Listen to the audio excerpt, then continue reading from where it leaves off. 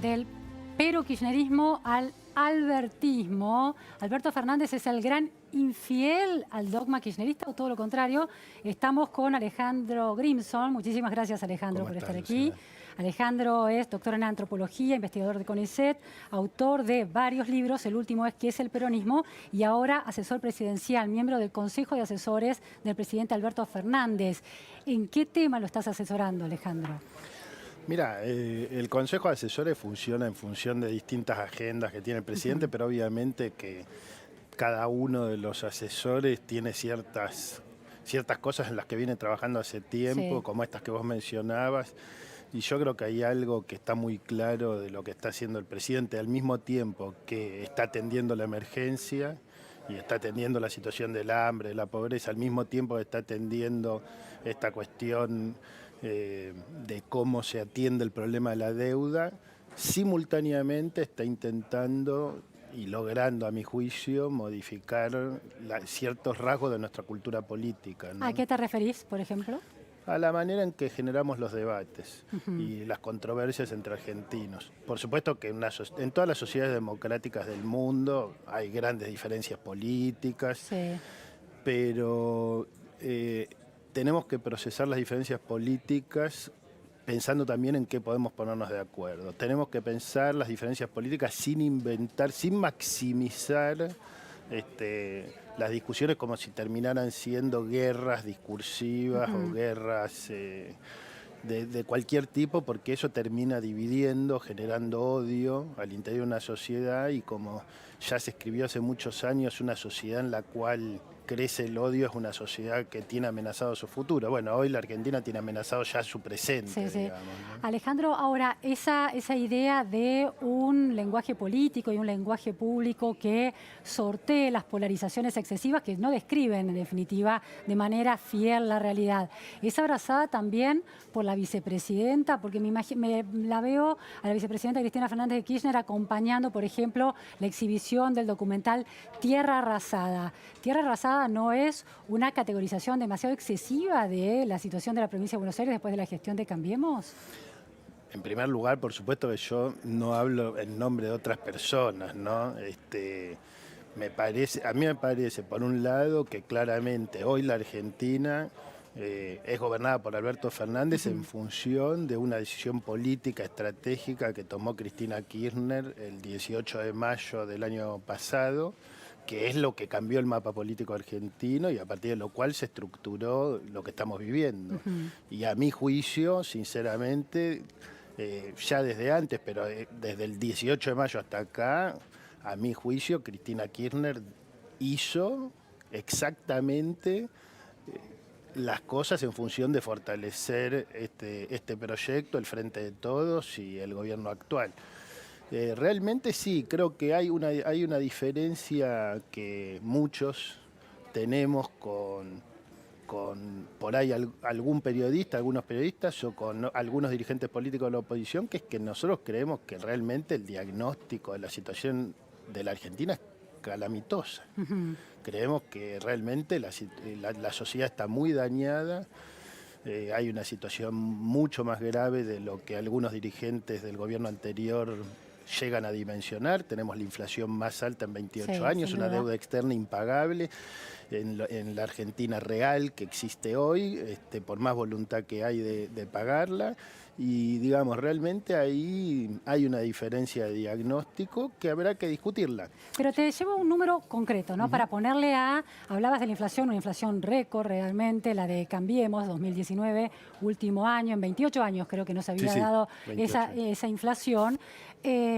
Tema de pobreza que generó enorme preocupación y un proyecto todo para combatir el hambre y la pobreza. Las cifras del INDEC demuestran que la pobreza no había llegado al 40%, sino al 35% en el último semestre de 2019.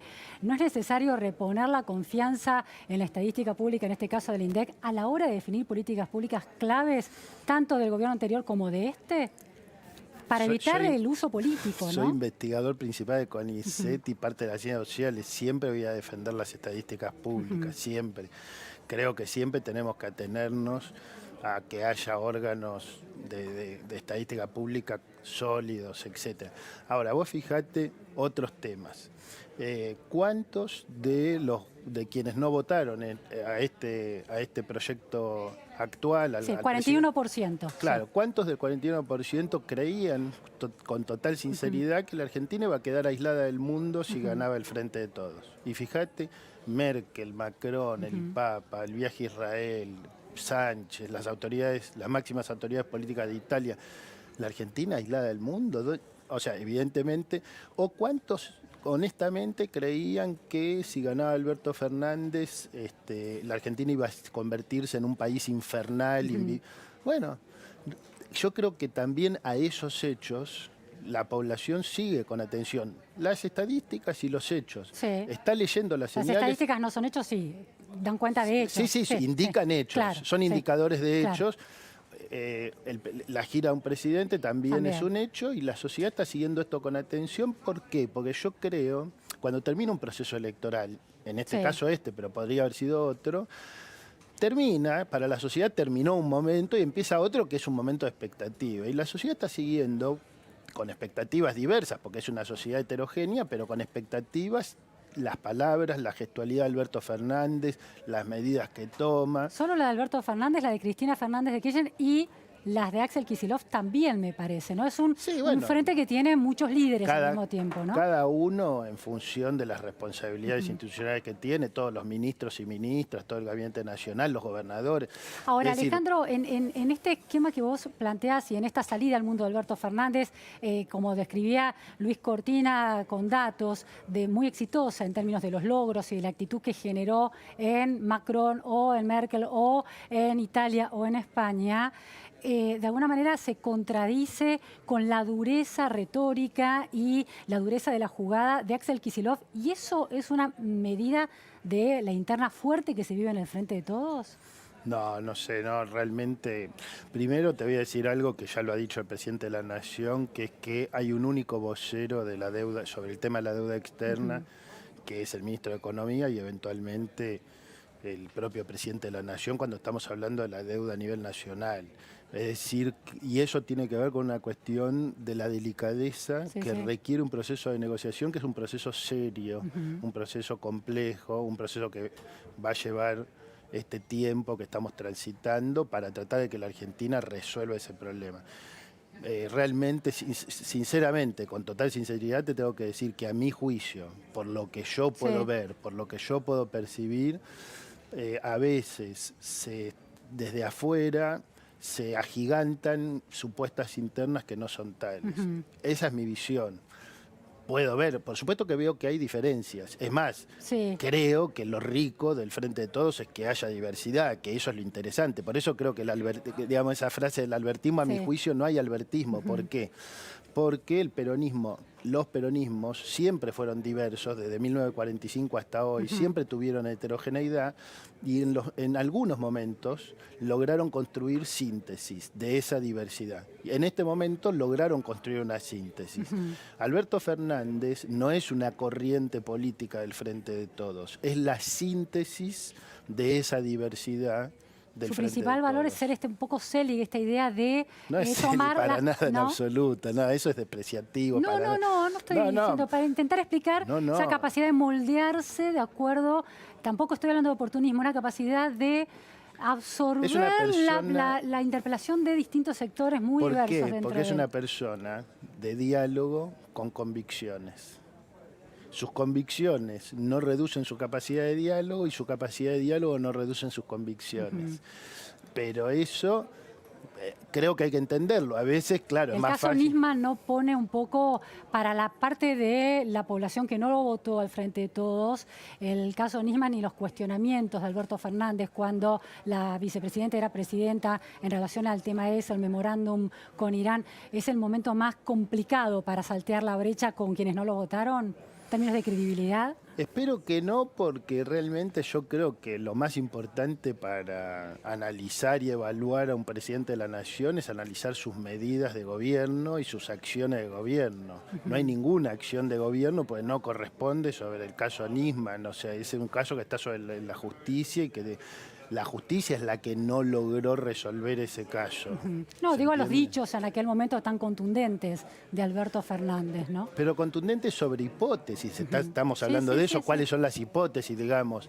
Es un caso que ha generado las más diversas hipótesis, incluso en algunos de los protagonistas de la política nacional, hipótesis contrarias en distintos momentos, dichos contrarios al interior de una misma corriente política, porque estamos hablando siempre de hipótesis, Sí, sí. y en realidad la tragedia argentina es que yo he pasado, igual que vos, igual que la mayoría de los argentinos que puedan pertenecer más o menos a nuestras generaciones, hemos pasado 25 años sin saber la verdad sobre la AMIA, que quizá algunos jóvenes no saben que ocurrió en 1994, o sea, en plena década del 90, y que ahí fue realmente el encubrimiento crucial operado desde todos los poderes, especialmente del Poder Sí. Judicial y del Poder Ejecutivo, fue principalmente en ese momento de la historia argentina. Y hoy pareciera, quizá vos agarrás a alguien que parece que, no sé, que pasó hace poco, ¿no? Entonces, me parece que ahí hay que atender dónde están las responsabilidades, dónde está el caso tal o el caso cual y quién tendría que resolver y encontrar la verdad. Alejandro, ¿te sentís cómodo con lo sucedido con el tema de las jubilaciones, que el gobierno interpreta que no es un freno a la actualización, sino que es una actualización sostenible porque lo determinado por la ley no es sostenible? ¿Te sentís cómodo dentro de una matriz peronista con esa decisión? Mira, yo creo que hay una definición que planteó Alberto Fernández el 10 de diciembre y que se está cumpliendo de manera muy clara y contundente, que es primero los últimos para llegar a todos. Acá hay un problema de diagnóstico. Si realmente tenemos razón en el diagnóstico de que hay 5 millones de personas con hambre, 15 millones de personas con problemas de alimentación, 35% de pobreza, o la cifra que podamos discutir, la UCA dirá algo, el INDEC, etcétera. Si realmente ese es el mapa de la Argentina, si Pero, cerca de la mitad sí. de los chicos no tienen no están abajo de la línea de pobreza en la Argentina, si esa es la realidad, que es la que nosotros creemos, hay que empezar por los últimos. Entonces, ¿eso qué implica? Que obviamente los que no están en el último lugar pueden con total razonabilidad empezar a sentir cierta impaciencia. ¿Cómo se va a resolver esa impaciencia cuando la Argentina empiece a crecer? Ahora, eso no se contradice Sí. con un cierto grado de mayor comprensión que tiene con el sector de explotación de hidrocarburos, mineras, petroleras, comparado con la exigencia que se le pone a un jubilado de 30.000 pesos que no va a tener actualizado su jubilación. No, ¿Eso no contradice de alguna manera yo no ciertos creo que principios? yo no creo que no haya actualización para tal o cual. Yo lo que creo es que, primero, hay una política de buscar inversiones que permitan que la Argentina crezca para poder beneficiar al conjunto de la población, a la mayoría de la población. Hay un foco en los que están en la peor situación actual y se va a ir atendiendo el conjunto de las situaciones. Yo, a mi juicio, desde un lugar y desde otro, desde un polo y desde otro, muchas veces hay una impaciencia por un gobierno que no cumplió 2 meses No, claro, y que sí. asumió una situación catastrófica en la Argentina, y entonces es casi un cuestionamiento de la realidad. O sea, si esta es la realidad y además hay otro punto, el plan que se está elaborando y que se está ejecutando no es resolver problemas con fuegos artificiales para ganar una elección. El plan que se está elaborando es que la Argentina de una vez por todas salga de una situación estructural que la lleva a una crisis cíclica cada 10 años y que los hace hundir en la miseria y en la destrucción de la producción.